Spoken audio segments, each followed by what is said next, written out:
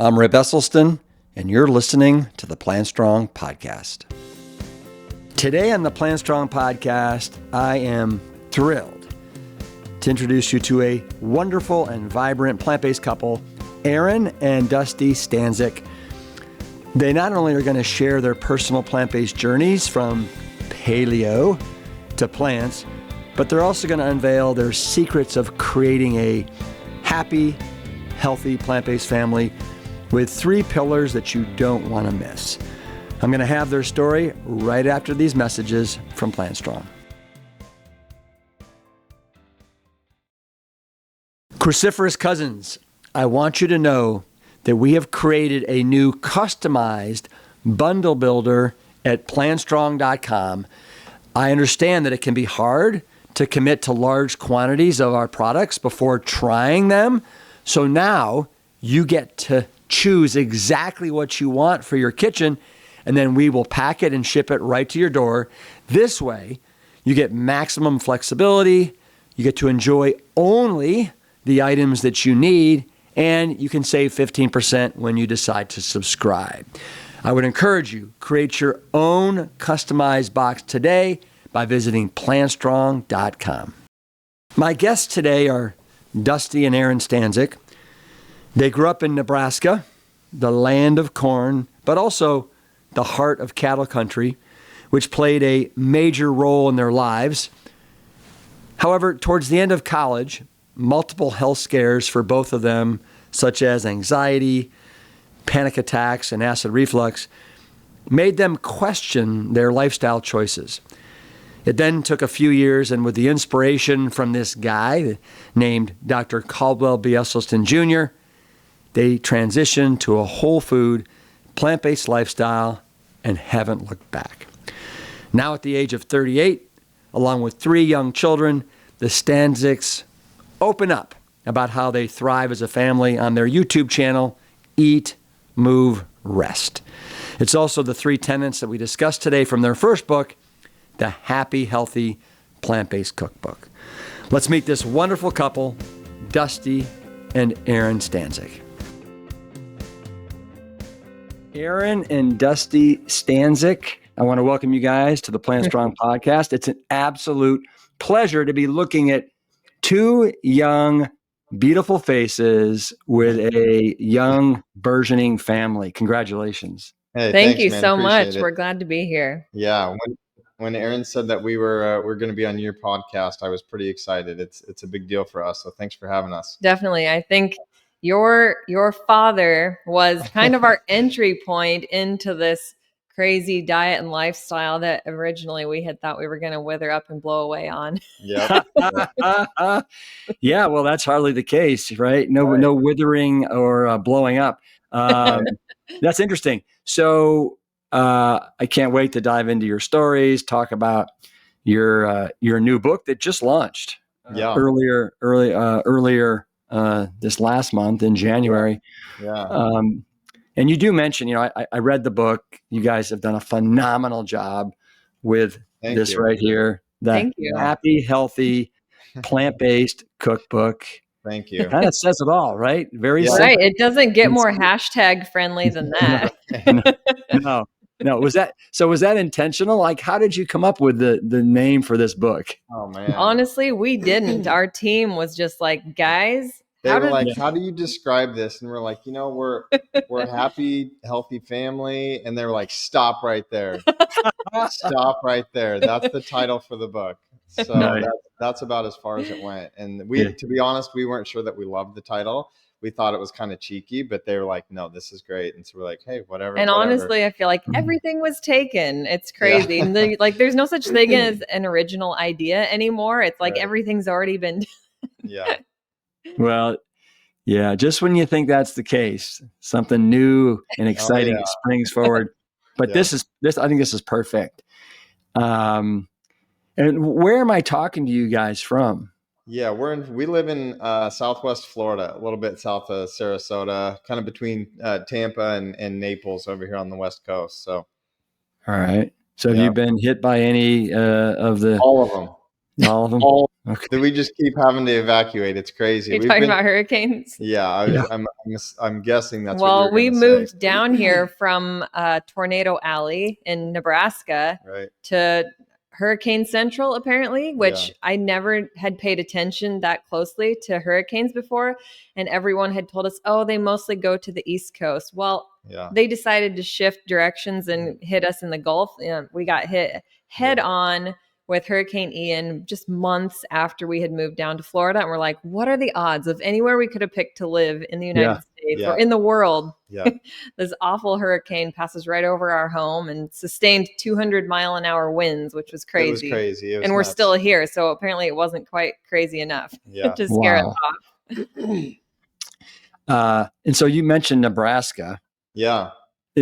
So Nebraska's where you two grew up and met? From. Is that correct? Yep. All of our family's still there. We were born and raised in Lincoln, Nebraska, the capital. Cornhusker Nation, Husker football. The license plate says the Beef State, Omaha Steaks. That's us. That's where we grew up. And Erin's brother played football for the Huskers, and it's very much a culture there. It's a nice place, nice people, nice city. But we were tired of the cold. And so when we started earning a living with our YouTube and retreats and all these things, we were like, let's get the heck out of here at least for a while. Let's try someplace warm. And so, yeah, we've been here for 3 years and we like it. So, wow. So you mentioned YouTube and retreats and, Instagram and now this new cookbook. Yeah. So was it fair to say that you guys are plant-based influencer family? I think so. Yeah. I think so.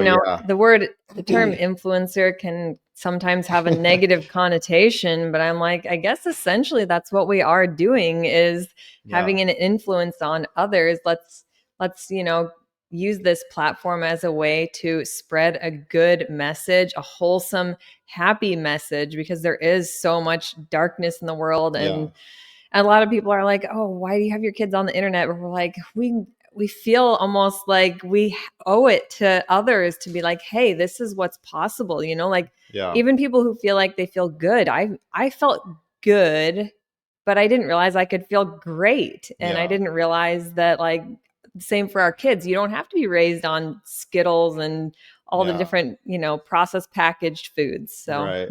Yeah. Well, what I love is that seeing you guys, seeing your beautiful family, seeing what you guys are doing. I love seeing all these new faces that are now carrying the torch and being amazing representatives for what this lifestyle can be, right? The Carly Bodrugs, the Jackie Ackerbergs, the Dominique Thompson, Max Lamanna, Desiree Nielsen. And now, you guys, we need a huge wave of people showing other people what is possible. Yeah. Because we're drowning in our own sickness right now, as you guys all know. So speaking of that, everybody has their own personal journeys. And I'd love to hear about Erin and Dusty, your stories, where you came from, and because everybody has a beautiful journey story. Yeah. Yeah, totally. You want to start? Kick us off? I feel like that's what, how we got into this influencer position is because they always say the wound is where the light enters. And I feel like our mess has become our message, so to speak. Yeah. And so it started kind of for both of us in college when we did the typical college thing where I was in a frat and I worked in a bar and, it was tailgates on the weekends and beer and pizza. And it was that whole thing for both of us. Yeah. And I think also in your 20s, most 20 somethings are led to believe that they're invincible. And we were definitely believers of that until one day we were not anymore. And we weren't even together at this point. But from my side of the story, I started to, went above and beyond the freshman 15. And of course, that was the first thing that was kind of disheartening to me. I was no longer this straight A high school student who was also an athlete. I wasn't eating healthy. I was staying out late and eating all the fast foods, processed foods, Yeah. and probably just partying too much, sleeping in. And, on top of that, I started to experience my first bouts of real anxiety and depression, and not really sure what to do with all of that, and began to kind of self-medicate a little bit with alcohol. And I felt like I was also this shy, anxious person that was very awkward. And so that was kind of like the Band-Aid for me. And it just snowballed very quickly to the point where I was experiencing so many disheartening symptoms, from a lot of brain fog, which made me even more socially anxious and awkward. And then it was a lot of issues with breathing, where I couldn't get a good enough breath. And I felt like I had, some rare lung disease. That's what Dr. Google had told me, Right. at Right. least. And Never then, Google anything. yeah, numbness and tingling.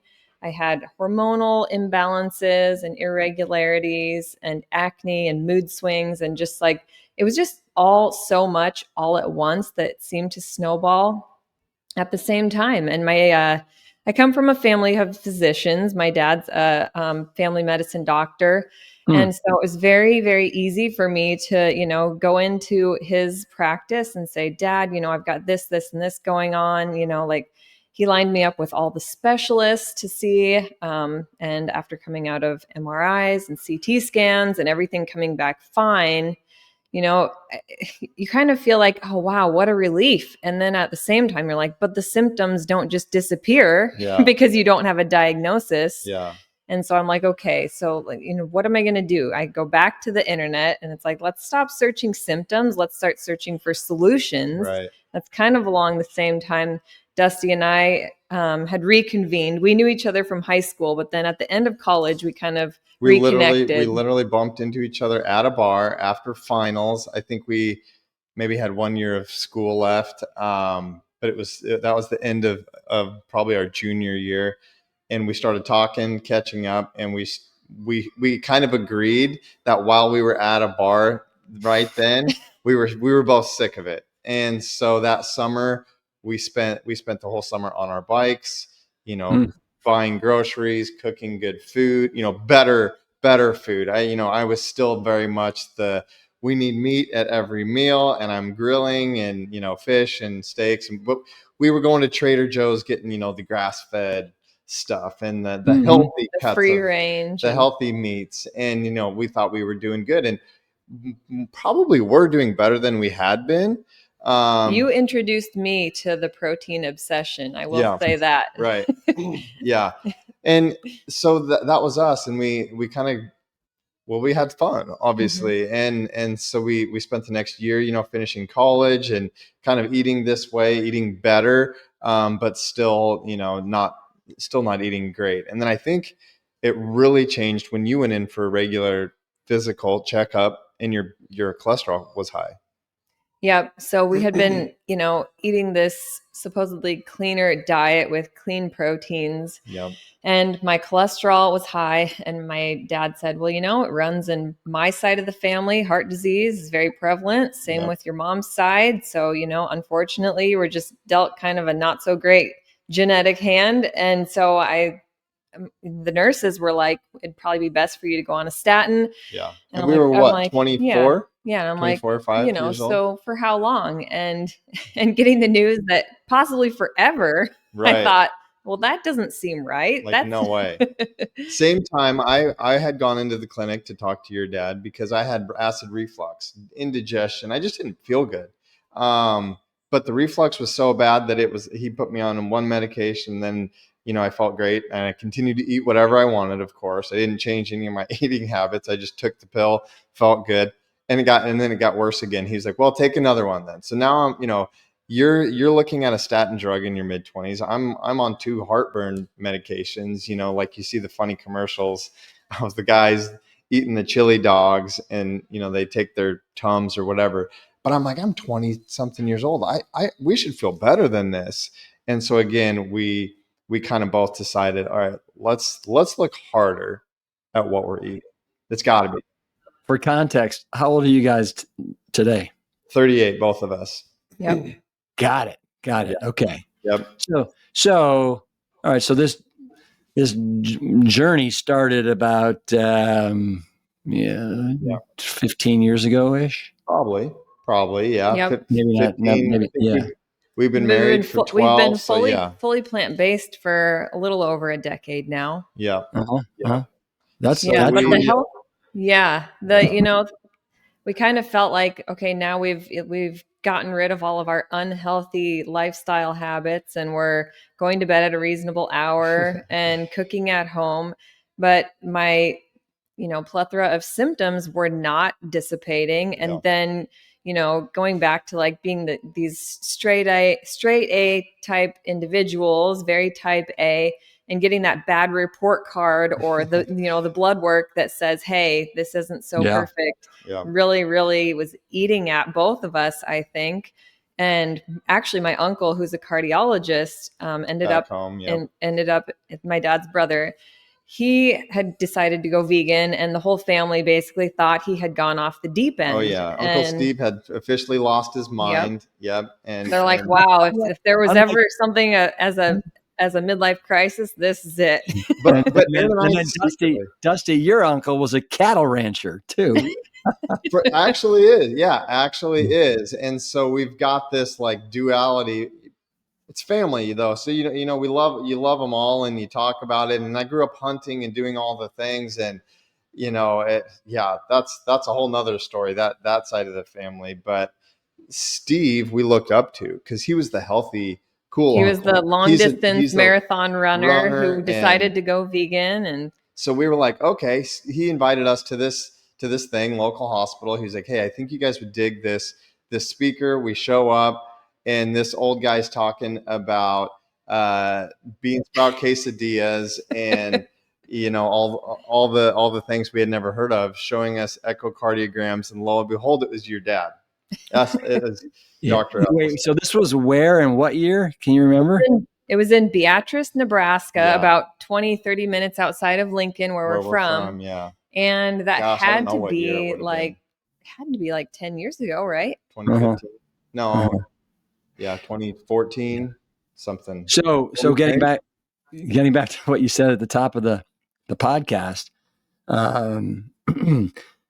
So you guys were on the struggle bus, as you guys like to say, on the struggle bus. And then was it this talk by my father that somehow kind of shook the tree to the core to where you're like, wow, let's do something about this? 100%. Yes. And I had my degree in biology, thinking that I was going to go pre-med and join the family business. And I didn't do that, but I did have a very good understanding of biology. So actually seeing like the echocardiograms and the statistics like spoke to the way my brain is wired. And I was like, if I see something that's a fact, I have to follow suit. It's just, and then, so, we're both a little bit that way. And so we're finding out, we're learning the news that we were kind of upset to be, the reality of what we were eating was possibly hurting us, and maybe obviously what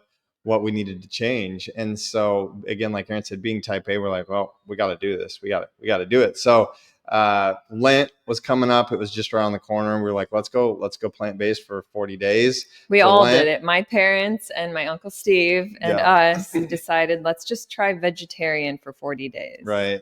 We did 40 days is no joke. It was a big deal. It was huge. And I had buddies saying, dude, you're going to shrivel up and blow away. I've always been a lean guy. Even though I didn't feel good, I would never had issues with weight or anything. And they're like, you're going to blow away.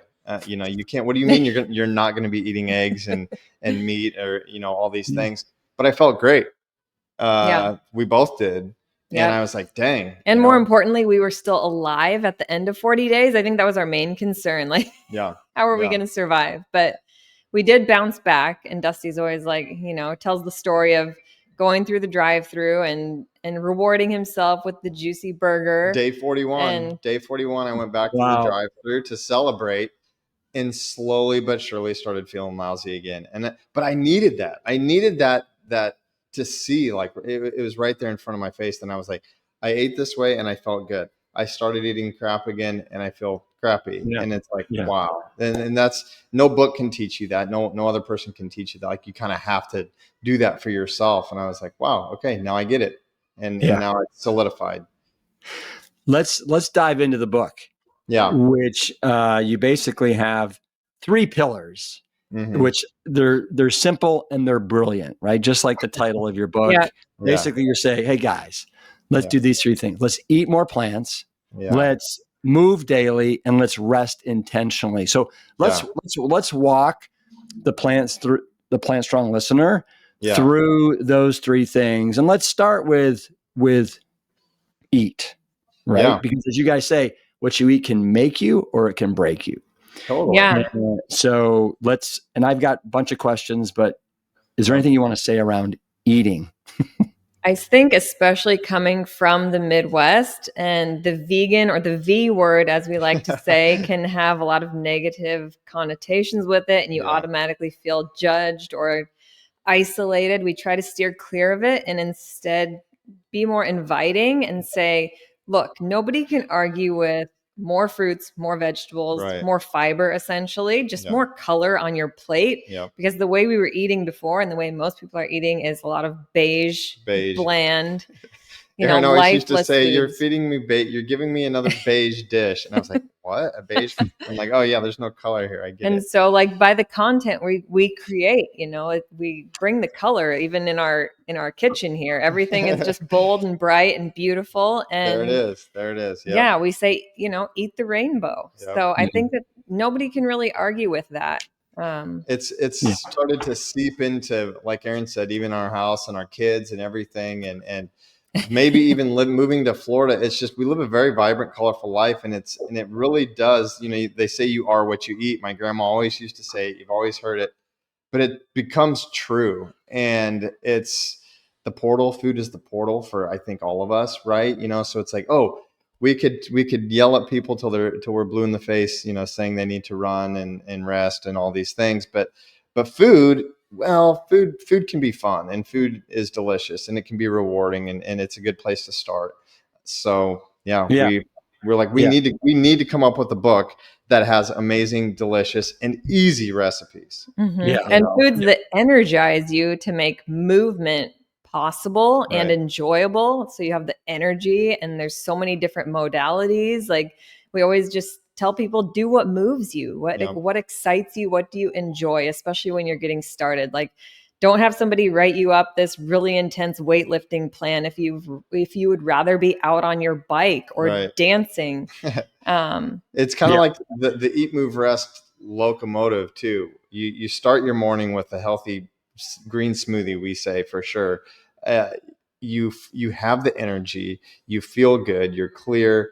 So you actually do want to go out and move your body. And less inflammation also. Totally. You poop, right? My dad's always like, well, I don't need a smoothie and my coffee makes me poop. I'm like, yeah, this is a better type of poop, Dad. I promise. So we feel good. We go out, we exercise. Yes, we're lifting weights, or we're just playing with the kids or walking the dog or whatever. We're so active all the time, landscaping, whatever it is for you. Like Erin said, do what moves you. And you're tired at the end of the day. You're worn out because you had the energy, you used the energy. Now you're tired. Now you sleep like a baby because you eat a healthy, non-inflammatory dinner earlier in the evening. You sleep like a rock, and you wake up ready to do it all the next day. And it just repeats, and it snowballs. And that's where, like, eat, move, rest, just rinse and repeat. And really, I'll top that by saying that that's not like the end all be all, because we get so many people asking, like, well, what about prayer and spirituality? And we're like, that is part of rest. Actually, it is the rest. And the reason why we want to get dialed in with all 3 of these things is so that we are clear and we can access those higher, thought processes and really find this, like, fullness of life and beauty in life. 100%. And find meaning. So well, you're right. I mean, all 3 of those, they feed on each other, right? To allow you, as you guys say in the book, to be basically the best, most authentic version of yourself, which is a beautiful thing.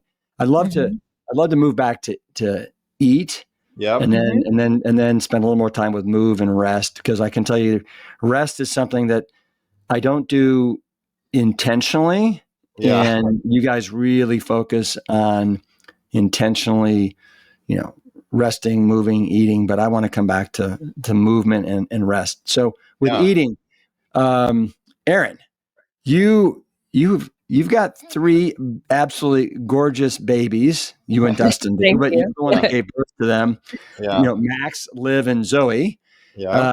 Zoe's not on the cover of the book. Is I that? know. She didn't make the cut. We She didn't. We definitely, tried. I told Dusty, I was like, you know what's going to happen? We're going to finish this book and then we're going to have another baby, and she's not, or he or she is not going to make the cut. And it happened just like that. So, Sure enough. And we tried, but the team was like, "Hey, the cover's been printed. Sorry, guys, we couldn't do it. but we did squeeze a newborn picture of her in She's there. in there at least So once, I think, somewhere in the book. I just think that Well- means there's more to come. More books. Well, and More if you really want to see Zoe and her insane head of hair that she got from her father, right.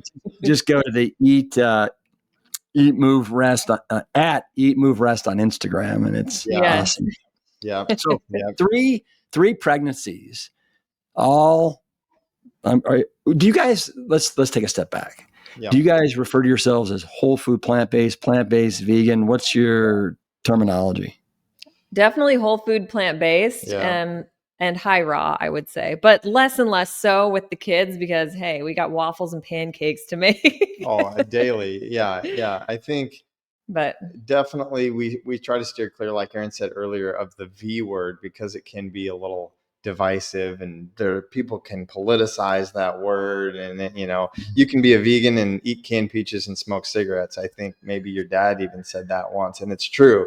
You have a vision of what a vegan is. So we say whole food, plant-based, because it really is different. It's different than just a vegan diet. You can eat Impossible burgers and some of these things that I probably wouldn't recommend if you call yourself a vegan. So we say whole foods, as much as possible.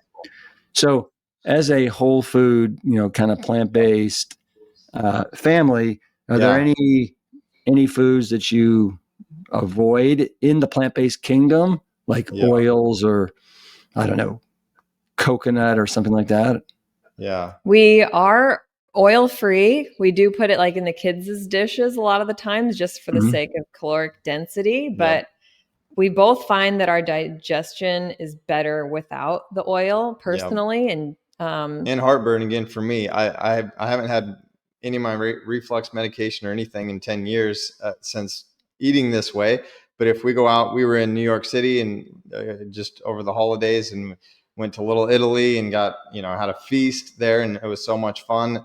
But too much oil gives me reflux, and it's like, so we don't cook with it. And I've found that my cholesterol level stays in check in, Dr. Greger's heart attack proof zone when I don't consume it. And then as far as other things, I would say I kind of fell victim personally to like the gluten, the fear around gluten and wheat products, and then also soy products. And then I thought eventually I was like, you know what, I'm going to try those foods for myself personally and just trial and error, see how I feel. And I've never had an issue with either one. We just buy organic as good as possible. With wheat containing foods, we buy like the Ezekiel bread, and the kids love it with their PB&Js, and seems to be fine for all of us. And then we have a lot of soy products now. I would say organic, tofu, tempeh, even the 1 ingredient or 2 ingredient soy milk. And I find that it's a really incredible source of protein and iron, especially for the kids. And if you're a parent, we get this question all the time. What type of plant milk do you use? We say soy milk, pound for pound. It's got, 8 grams of protein. It's got a similar fat content to cow's milk, if you're trying to transition. So, I'm stronger at 38 than I've ever been. I don't have man boobs. That I think that myth has been busted. in fact, now they're saying soy can be preventative against things like breast cancer and some of these other things. So we don't steer clear of soy. We don't steer clear of wheat. We just make sure to eat organic. And as far as, I guess another thing is like refined sugars, we don't really do. I sweeten almost everything with dates and date paste. Yeah, and we eat a lot of sweet. We do eat a lot of sweet foods now, with baked goods and things like that. Yeah, with the kids, we have pancakes and waffles every morning. Of course, we're making them from scratch with, and they're not even they're not like we had a friend. Erin makes these brownies. Actually, we had a party over the holidays, and your friend was like shying away from the brownies, and we're eating them. Like, I bet I had 5 brownies, but they're like a meal bar, right? They're not like a brownie. They're like healthy. So that's how our kids, they're lucky kids, man. They get to eat this way and grow up, and I'm jealous. Right. No, and as you guys talk about, there's nothing limiting about this. You're walking into this world of abundance, but everybody's like, oh, what are you going to be eating? Carrot sticks and salads? And it's like, come on. Right. Come on. Yeah. Well, I want to go back to the 3 pregnancies. So how were they? Smooth, no issues, no deficiencies, everything good? Yep. Yeah, I mean, my dad always is like, you had the most uneventful pregnancies I've ever seen. I'm like, well, Dad, you know what? I do this diet perfectly, but I still have this nausea and this morning sickness. And that was very frustrating for me. But keeping it real and keeping it honest, like, hey, thanks, hormones. Unfortunately, you can't really escape some aspects of pregnancy, and being plant-based doesn't necessarily make you invincible, but I definitely like my odds best. Yep. And I never once had a craving for any sort of animal product, which was another thing I was kind of wondering, oh my gosh, am I going to be like Phoebe on Friends, who is craving the cold cut sandwich? But never anything like that. And just really smooth sailing. Honestly, I was able to have completely unmedicated natural childbirths. And this last one, Zoe, was born here at home. And on purpose. But, honestly, I would say, like, if any mamas or expecting mamas are struggling with any of those, aversions or nausea, just do your best version of what you can with, the healthy whole foods. Your diet definitely looks different when you're pregnant. Yes, definitely. But just do your best version. Like I just wanted noodles and pasta because it was just bland and simple. So I would do, like the lentil or chickpea or brown rice pasta. Which the kids and I were thrilled about. Yeah. It's just if I'm going to crave pasta or ramen, like do the rice ramen, do something that's got a little bit more protein and iron, a little more sustenance to it. So that's kind of how I navigated things like that. Yeah. It's interesting you brought up the Phoebe, because I actually my family is so into watching reruns of Friends right now. Oh, good. We would all have a good time then. So that scene you're talking about, Joey's like, well, I won't eat cows for however long, and they're trying to balance out the whole how many cows are going to be killed. Right. Phoebe is now eating eating meat. It was hilarious. I love hearing that. My wife, same thing, 3 children, all whole food plant-based during her pregnancy, all home births, no problems, easy peasy. Wow. All good stuff. You mentioned how you do a thing with your children,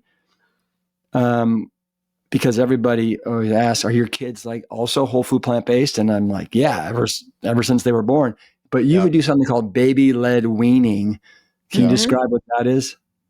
Yes. So as opposed to making everything into a puree and spoon feeding, which, oh my gosh, that takes forever. And we do that from time to time. Yeah. But what makes a lot more sense is to just feed them like a baby safe version of whatever you're already eating, something that they can grasp. That's like a long shape of like our pancakes or something like that, or even just like a bell pepper they can chew on. So things that they can feed themselves essentially. Yeah. And it's like, we can be eating as a family of 5. Yeah. I can be enjoying my meal while Zoe is nibbling on her own version of it. Because we have a little PA that comes to the house, and one of the first questions she asks now Zoe is, 9 months old, does she have her, what do they call it? Pincer grasp. grasp. That's a thing. And they want to check to make sure. And so besides teaching herself how to eat,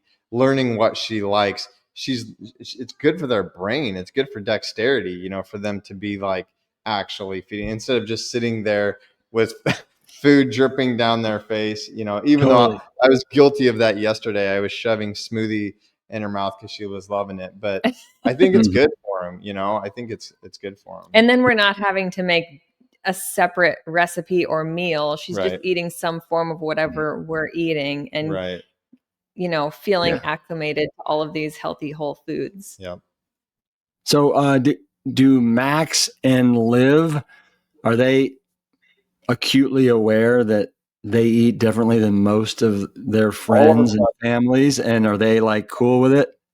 All of a sudden they're like, Grandma, is that vegan? Is this like, are you vegan? And it's weird because we don't again, we try not to say that word. We don't want to make it. We don't want to be dogmatic. We don't want to be weird. Max is a heck of a baseball player, and they passed out cupcakes after one of the games. This was last season, and it wasn't vegan, and he had half of it down before I could take it from him. But he told me himself, he's like, Dad, I feel too sugared out. I don't feel very good after that. So, I tell him, well, hey man, that's got a lot of stuff in it that we usually don't eat at home. And so he has now started putting it together.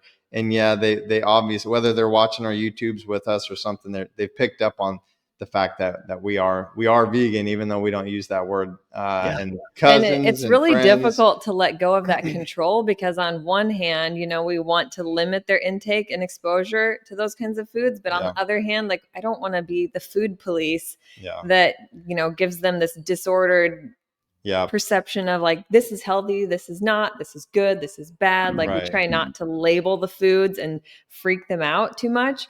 And so I think a healthy way to do it, if you're a parent, especially with young kids, is like, give yourself grace for that 1% of the time when they're at the birthday party or the baseball game or whatever it might be, and focus more and harness that energy around like the 99% of the time that you're providing at home. Like, how can you make the best possible choices there with, doing with what's in your control, in your hands. Yeah. And make it, make the other opportunity, the other times opportunities for a lesson. Like Max, we picked my mom up from the airport a few months ago, and we went to a taco place, and Max and I got our bean and rice burritos, and Grandma wanted fish tacos, and he had a lot of questions for her, and he's 6 now, and I was like, buddy, you want to try fish? While we would probably get a lot of heat from a lot of our hardcore vegan friends for allowing that, I think it's important, especially as they grow. Like for myself, I had to recognize that this made me feel not so good, and this made me feel like I want him to come to this conclusion somewhat on his own, because it's gonna stick then, as opposed to being like, oh, my parents are crazy vegans and they don't let me eat this. I think the other way is going to be better. So yeah. No, I got a feeling that you guys are doing it the right way, and they're going to absolutely, there's not going to be, I think, resentment. There's going to be more of admiration and respect. And I want to follow in my parents' footsteps because of everything that it represents. That's how my kids are. And I sense it with you guys. Awesome. And I agree. I've never presented it as, this is bad. Like, meat and cheese and dairy is bad. It's just, I say that it's just a weaker food. Like, and we like to eat strong food. So you decide you want a strong food or weak food. And that's kind of how I like presenting it. Let's move on to move. Yeah. And you guys, you touched upon it already and how it's an important part of your 3 pillars. Yeah. But give me an example of how do you guys move during the day? Yeah.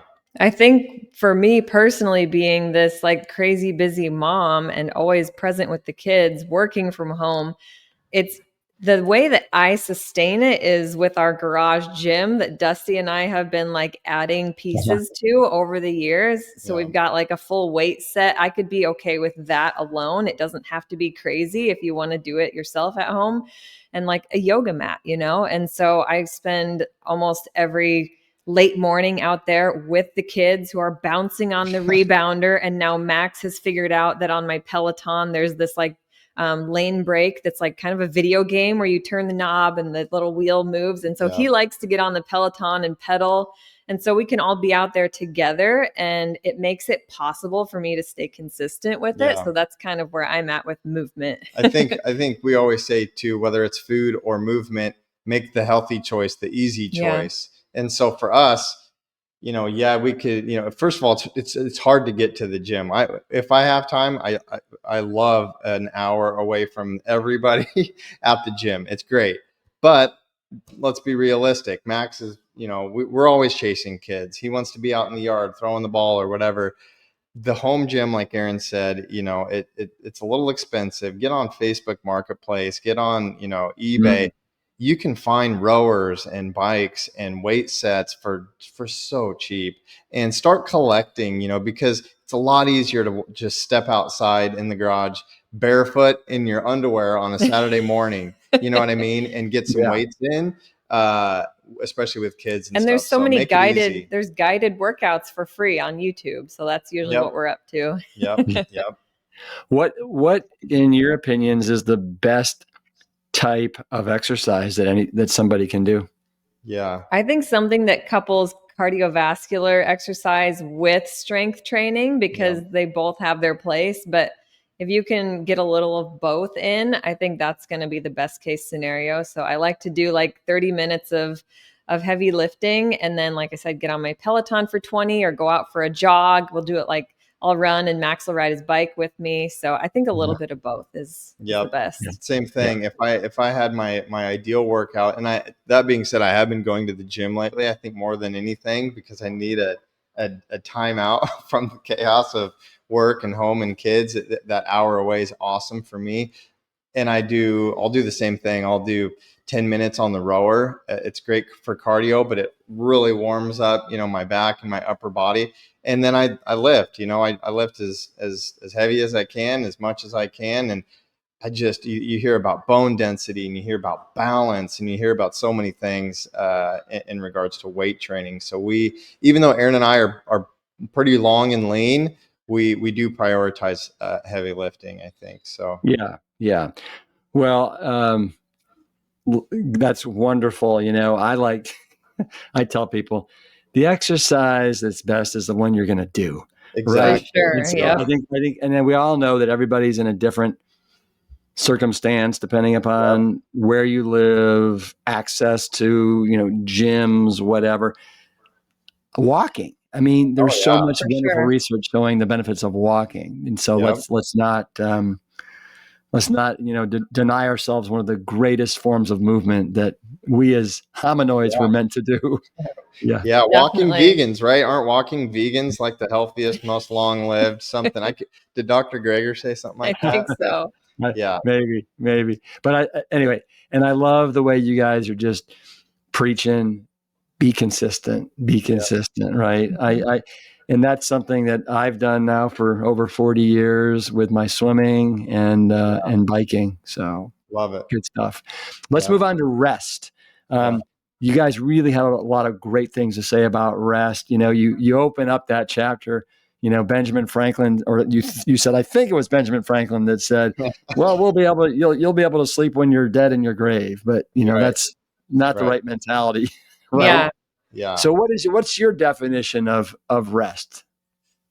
Oh man, there's like Erin said before, we often say it's the rest, so for years I would not wear my fitness trainer, my Apple Watch, because I either I forgot to put it on, or I didn't want the Wi-Fi, or I didn't want the text message constantly getting me. But now I really love it. It reminds me to breathe. If for no other reason, my Apple Watch reminds me to breathe every 2 or 3 or 4 hours. And that alone has changed my life more than anything. Simply slowing down, taking breaks throughout the day. So I consider stuff like that rest. Every evening, Max and I lay down on the floor and we stretch. You know, whether I got up on the bike that day or whether I went to the gym that day or not, I stretch. And I think that's also a time for he and I to kind of connect. You know, whether we're speaking or not, it's kind of, you know, me and the kids. Usually I'm like being tackled and pushing the kids off of me, but it's a fun time, you know, besides being really good for me and for everybody to stretch. You know, I consider that also rest. And then for sure sleep.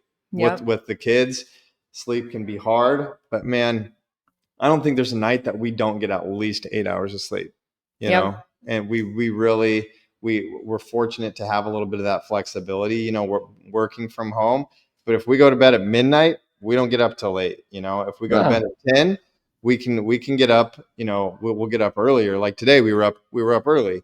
But you know, we're like 8 hours. Let's just prioritize it. Hormone, you know, just everything. Yeah. We decided when we were naming our business Eat, Move, Rest, we can't call it Eat, Move, Sleep because there's so much more that comes into play besides just sleep. And I feel like so much of it happens throughout your day, like those moments of 60 seconds to breathe. Yeah. And so many of these practices are free also. Like I think of when I go outside barefoot in the grass to get grounded and I'm looking at the sun, and this is like getting my circadian rhythm dialed in, and it's getting everything, just getting rid of all the EMFs and the negative buzz in your brain.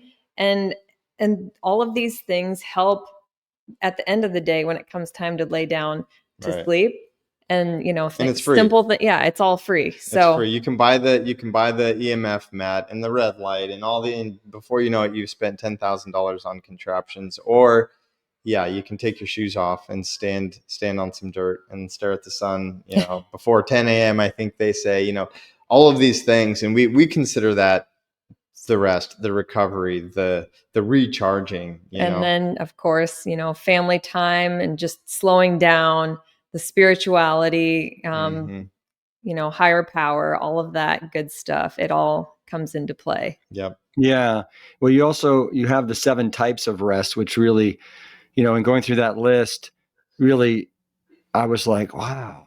I mean, I'm not resting all those different ways, and I could benefit from focusing on, like, one of your types of rest is sensory rest, right? From all the screen time and all the conversations and all the people, and creative rest. And you have social rest. I think about how social I can get during the day, and spiritual and emotional and physical and mental.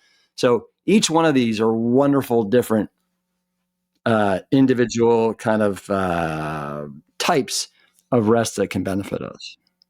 Yeah, you know, like the Benjamin Franklin quote, or like Gary V. If anybody's familiar with Gary V, he's got a podcast, and he's like a loudmouth businessman. He's probably, you know, a billionaire, whatever.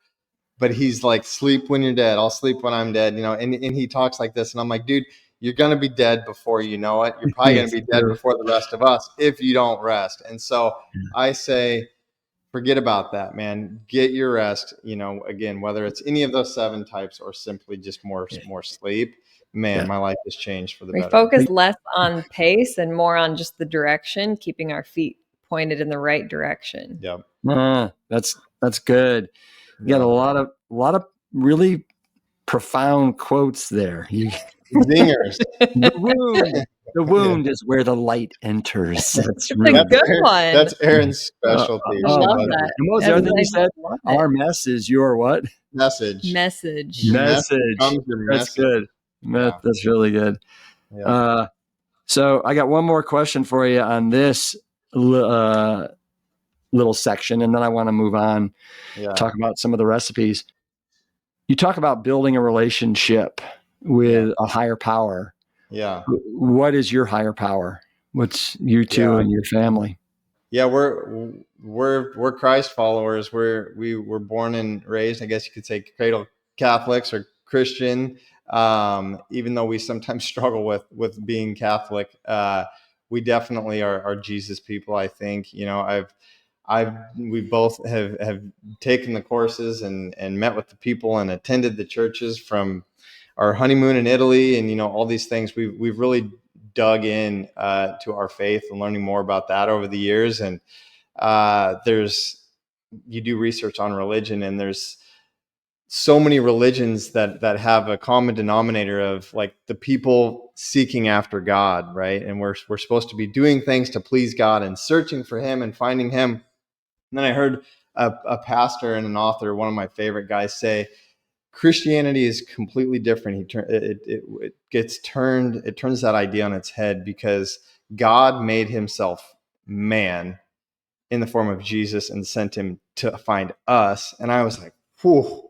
That hit me one day really hard. And I was like, wow, yeah. And so you study, was Jesus even a real person? Did He actually walk this planet? And there you find more accounts. There's 10,000 accounts of the life of Christ compared to the 2 written accounts of the life of Caesar, who we never question, or George Washington. We never question whether or not these men were who they actually were, or whether they did what they said. We don't question them, but there's so much more proof and cross-referencing about Jesus Christ. And I'm like, I find it harder to not believe than to. So I guess that's where faith comes in. And that's where we are. We struggle, with kids, whether we make it to church or don't make it to church, or do church at home or nothing at all. Sometimes, I probably can't even say we do our best, but we're always learning and trying. And then we think it's super important for sure. So, yeah. Yep. I read a quote somewhere recently. It was like, I looked high and low in every church, synagogue, mosque, and I found God in my own heart. Love that. Love that. It's so true. Yeah. I went on a retreat years ago in the Rockies, of course, and it was just a bunch of worn out church guys. And they said, I'd rather, and I'm sure you've heard this quote, it was, I'd rather be on a mountain thinking about God as opposed to in church thinking about the mountains. Yeah. Right. And I'm like, dude, that was me. That was me as a kid, all these just poking fun, being the worst kid in church, doing all the things. And now here I am in the mountains, and this is the most pure connection I've ever felt. And except there are no mountains here in Florida. It's actually flatter than Nebraska, believe it or not. But we'll go to the beach. We do these like church and beach, we call it. We'll go to church and then hit the beach right afterwards, because our church is right there. Yeah. And I find, like, for the kids especially, like, we've each got one of them in our arms, or 3 now, out into the water. And we're like, look at the clouds in the sky and like this beautiful clear water and these fish, and like talk about how God created all of these things. And I feel like that's their church, and that's where they're really learning and soaking it all in, literally. Yeah. I think too, our diet, like we said before, last thing I'll say about this is we eat this way, but in the beginning, we wanted to get healthy, we wanted to continue to get healthy. And now, after our retreats and connecting with people and now being on the spiritual journey, I almost, what keeps me on this diet more than the health and the saving the animals and all the things that are great about it, it really does feel to me like I am on a heightened level, I don't, not every day, of course, but I really do feel like this way of eating has paved way or opened up something inside of me, whether it's just more, less harm, more love, or, I can't put a finger on it always, but it really does seem to be real to me. Yeah. Well, you're definitely glowing. I wouldn't say that. Let's go. So you guys, your challenge in this book is you challenge people to eat this way for 40 days. I love it. I've written 4 books. My first book, it was the Texas Firefighters 28-Day Save Your Life Challenge. It'll burn away the cholesterol and drop the pounds. My third book was the Engine 2 7-Day Rescue Challenge, where I challenge people to rescue themselves by eating this way. 40 days is no joke. So how did you pick 40? Is that because of something with it was Christ? because of our 40, Again, it seems to be a very symbolic number. I mean, you see it all over in the Bible, and it just felt right, because I mean, you get about 30 days in a month, but like how often do we do something for a month and then we're like, all right, I'm done. I'm going to move on. But like, let's go a little bit. Let's push the envelope a little bit more. And so those last 10 days of the plan, it's kind of like where the training wheels are off. You kind of have to like piece it together and do the eat, move, rest thing yourself. Yep. So that being said, we have a group right now, a private Facebook group. If you go buy the book, we just started it 4 days ago. You join the Facebook. We got a couple questions on there. Join the group, and it's as much as you are alone, you're not. We're all there in a community, and we're doing the challenge together, which makes it easy. So we'll be doing a lot of those challenges throughout the year now. I think with this book. So good. Well, let's dive into some of the recipes, because you got 75, as you say here, colorful recipes, and boy, are they colorful, to nourish your whole body, feed your family, and have fun along the way. I mean, sounds good. So, and you guys, you each one of these is either like a K, it means it's kid friendly. You have an R, which means it's raw or no cooking kind of friendly, and then DIY, which is what do it yourself, right? Make your own. So what I'm going to do right now, I've selected of these 75 about 10, 11 recipes, and I'm going to hold it up so everybody can see how beautiful the photography is, and just get a little taste of these recipes. So, Erin, that is, I think, your banana oat waffles, if I'm not mistaken. Yep. Yes, it is. Those are a family staple. Yeah, they're gorgeous, and there's no dairy in there. What do you know? What like some of the main ingredients besides banana and oats are? Yeah, we like to do chia and flax for those healthy omega-3 fatty acids. And I think usually we'll put in some soy milk as well, just a little extra protein in there, and iron. And yeah, they're really simple and straightforward. And we actually use the same recipe to make pancakes, or sometimes we'll do buckwheat pancakes just to change up our grain. The kids eat them up. Their favorite way to have them is with a spread of cashew butter on top, which is definitely not cheap. But which one is it? The waffles? the banana oat waffles.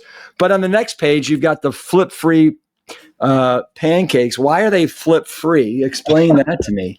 How do you do a flip-free pancake? Yeah. We do them in the oven on parchment, mostly because, a lot of pots and pans are nonstick, and they're laden with the forever chemicals, the PFAS and PFOAs. It was the Netflix documentary that killed it for us. So then we're like, let's find a way to not have to flip them on that. And then also, or you use stainless steel, and then you've got to use oil, and then we didn't want to do the oil. So anyway, that was our creative way to do it. But we have since found a good griddle that's ceramic coated and non-tox, so we kind of use that too. Nice. You guys have done your homework. Yeah. Oh, yeah. So here, this is... So one of my favorite things in the whole wide world is building bowls. No recipe bowls. Yeah. This is your better for you burrito balance bowl. And it looks like one of my bowls. It just caught my attention. Look at that, people. Yep. Beautiful. Those are our favorite type of meals to eat. They're very easy to make if you like to do meal prep. You know what I mean? Like put it all in the fridge. You make the brown rice, the Instant Pot beans, the tofu sofrita or scramble. You slice and dice your veggies, and then you pop everything in those individual containers in the fridge, and then you can just throw those together however you want each day and put them in a wrap for the kids. Yep. And you've got about, I think, 10 different sections in the recipe book, everything from juices and drinks all the way to delectable desserts and everything in between. This is page 128. This is your pineapple unfried rice, and I just look at how creative this is. It's delicious. Side note, that's a kid favorite. We did all the photos and everything ourselves. So this book took a long time, but it's because we photographed and we ate every single one of these recipes. So it took us a long time, but it was fun because you see little kid hands in the photos. And most of the time it wasn't me being like, hey, hand model, come here. It was me It was batting like, them "Hey, away. Get the heck out of Don't here. eat it until I'm Yeah. done photographing. So it was like, just, it's fun. It was natural and organic. And Yeah. Well, that one of my favorite things is pineapple stir fries, pineapple fried, unfried rice like that. And Yeah. I'd never have thought to serve it in the pineapple. Yeah. Right? We stole that from a restaurant back home. Even though we're in Lincoln, Nebraska, it's a decent, Lincoln and Omaha are good sized cities, and they've got great restaurants. One of our favorite Thai restaurants. I would say we eat Indian and Thai food more than anything. And they make a dish in the pineapple. Yep. And it wasn't vegan. You know, I think it was a chicken, something that I used to get all the time. And I'm like, you know what? we're gonna flip it, and we're gonna make our own inside the pineapple. So we stole that idea. I love it. So I'm on page 144 right now, and this is the stacked veggie sandwich. And I'm showing this because, you know, when I first came out with my book, The Engine 2 Diet, and the recipes in there, I had people say these recipes are man-tastic, right? Yeah. Man-tastic. That's And awesome. I look at this and I'm like, who it can get there? Let me do this. Right. Who in the world besides Dusty can get their mouths around that? Yeah, right. No, it's I think that's actually Max holding it too. Yeah. It's a massive thing. You know, Erin and I used to eat sandwiches like crazy. We would meet for sandwiches at lunchtime, and so we were big sandwich people, and still love sandwiches. But when you get rid of the cold cuts and the cheese and stuff, and then you're kind of like, oh, what the heck? You know, what do I have left to put on a sandwich? Well, turns out you can still make epic large sandwiches. We used to live off of Subway until I realized I'm eating a massive loaf of bread with iceberg lettuce, unripe tomatoes, and cheese, and and then like your carcinogenic cold cuts. So what was the point of that? Yeah. No, exactly. So in the soups, curries, and stews section, you've got on page 152, 53, you got this. And one of my favorite things in the world is a kind of curry cauliflower dish. This is your creamy cashew cauliflower curry and air fried spiced potatoes. Yeah. I mean, wow. That one is an absolute favorite. Gosh, it's so now. good. We're gonna have to make something like that for dinner. Yeah. Yeah. We had a friend actually send us that one. The coolest thing about the cookbook is we've had a YouTube channel now for years, and you know, we don't know if anybody's ever watching. You know, friends, family members, etc. Right. But now all of a sudden, we've got friends that are sending us the recipes. They're like, "Hey, I'm cooking my way through your cookbook," and I'm talking friends that I never expected would buy a plant-based cookbook, and that's been really exciting. And somebody actually just sent us that recipe.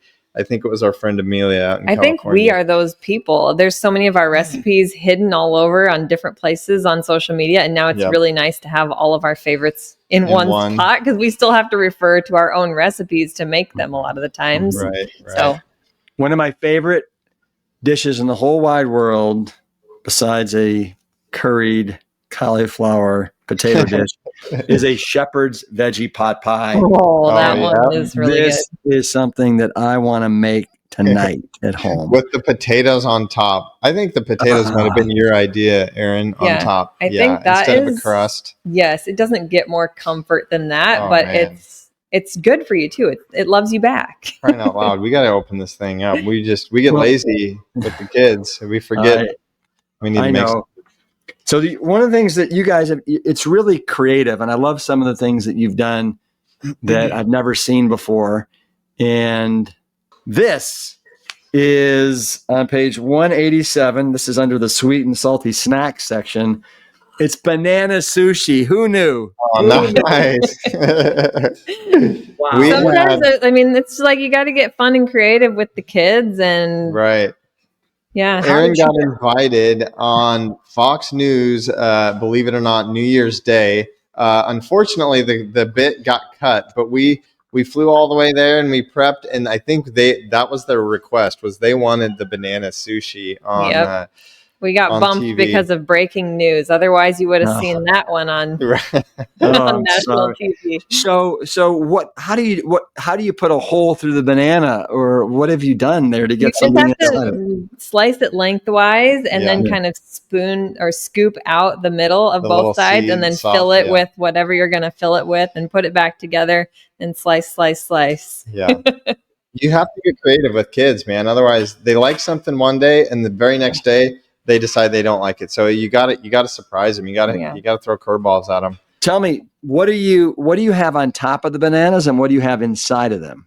Yeah. On one of them, it's chia seeds. I think I spread like some nut butter on there and then put chia seeds. And then the other one is like a homemade jam in the middle, which is just like chia and raspberries or any other type of fruit. And there's some hemp seeds on another and shredded coconut on one. So Yep. yeah, Wow. you can get super creative with all the little seeds and superfoods. Can't wait to show that to my youngest daughter, who is our creative chef in the house. Yeah. Let her figure that out. It'll be fun. So page 227, this is in the section of delectable desserts. You've got a raw rainbow fruit pizza, and this photo just Isn't that did nice? it for me. Wow. Yeah. Yeah. Well, that was my absolute favorite thing to make with my mom. Yeah.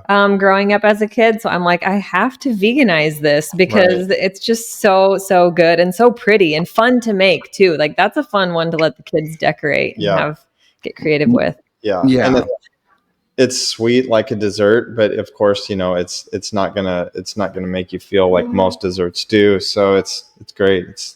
We need that too tonight, I guess. Well, let me tell you, and everybody that is a avid listener of the podcast knows one of my weaknesses, my true weaknesses, is chocolate and peanut butter. And you guys, one of the last recipes in the book under delectable desserts is peanut butter chocolate Rice Krispie bars. Oh, they're so good. Help me, Lord. Yeah. Yep. That's another childhood classic that we had to figure out how to make a little bit better. Gosh, I just wish we had somebody to make these for us now that we're seeing them. Yeah. You guys, you guys have outdone yourselves with this book. Well, what's the next big thing in your lives that we should know about? First we just mentioned the challenge. If you haven't already, go buy the cookbook, join the 40-day challenge, and then jump into our online community. Honestly, Eat, Move, Rest Club. It's kind of like nobody talks about Fight Club. We don't talk about we don't talk about what goes on in Eat, Move, Rest Club. I'm just kidding, but it's so much fun.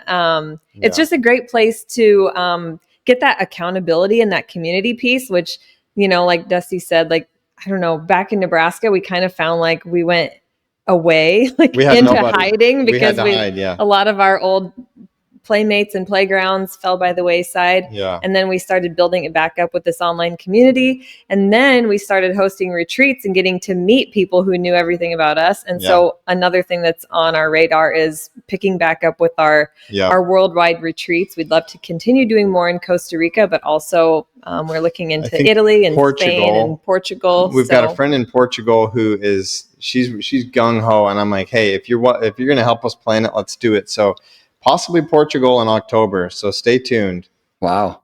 Yeah. That's exciting. Yeah. Well, so where can people follow you on Instagram, and how can they purchase the book? Yeah.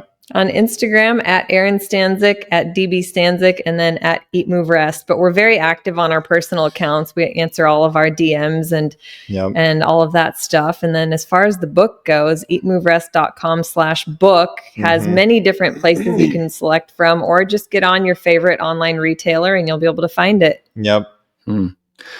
Well, you too. It's been great to meet you. You too. Yeah. Yeah. I think we've met your dad at least a couple of times at various conferences and things. But like I said in the beginning, have always listened to every podcast that you've been on, and we've got your food in our freezer. the products. The kids devoured the cornbread the other night, gosh, by the way. Good. So thank you. Thanks for having us. Man, this has been fun. Absolutely. And I'm glad that you guys were wounded so badly back in the day because the light is shining through. Good stuff. All right, you guys. So do me a favor on the way out. If you could give me a virtual Plant Strong fist bump. Yes. All right. Okay. Ready? On 1, 2, 3. Plant Strong. I can't tell you how gratifying it is for me to hear stories of people, especially young families like the Stanczyks, who have been influenced and inspired by the work of my father. He was most certainly my inspiration, and I'm so thrilled that his legacy for building healthy lives and families continues on. To learn more about all things Dusty and Erin, I would encourage you to go to their website, eatmoverest.com. There you'll find links to order their book, the Happy Healthy Plant-Based Cookbook, as well as links to their YouTube channel. And I'll be sure to put all that information in today's show notes to make it super, super easy. As we chatted about today, don't forget to move your body daily in a way that feels good to you. Rest and connect with your source. And of course, always keep it plant strong. Thanks so much for listening. The Plant Strong podcast team includes Carrie Barrett, Lori Kordowich, and Amy Mackey. If you like what you hear, do us a favor and share the show with your friends and loved ones. You can always leave a 5-star rating and review on Apple Podcasts or Spotify. And while you're there, make sure to hit that follow button so that you never miss an episode. As always, this and every episode is dedicated to my parents, Dr. Caldwell B. Esselstyn Jr. and Ann Cryle Esselstyn. Thanks so much for listening.